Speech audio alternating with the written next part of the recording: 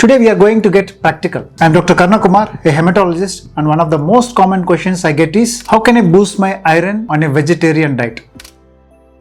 Many people believe that beetroot and pomegranate are great for iron, but while they are healthy foods, they are actually quite low in iron. Pomegranate has only about 0.3 milligram of iron per 100 grams and beetroot has less than 1 milligram. So today I want to show you some true iron-rich foods from the plant kingdom. These are foods that are packed with iron and easy to add to your meals.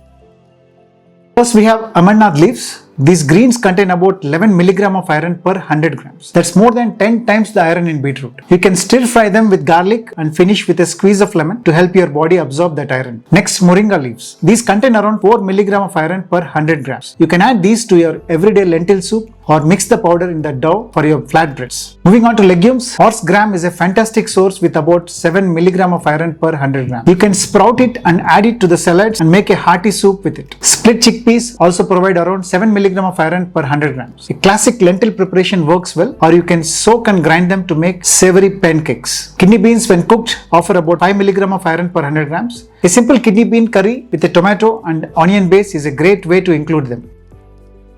Now let's talk about seeds. Sesame seeds are one of the richest plant sources of iron with 14.6 milligram per 100 gram. That's nearly 50 times more iron than pomegranates. You can sprinkle them on salads, add them to your vegetable seasoning or blend them into tahini. A great way to use them, especially for kids, is to make delicious laddus by combining them with dates and other dry fruits. Pumpkin seeds provide 3.3 milligram of iron per 100 gram. A handful of roasted pumpkin seeds makes for a healthy snack.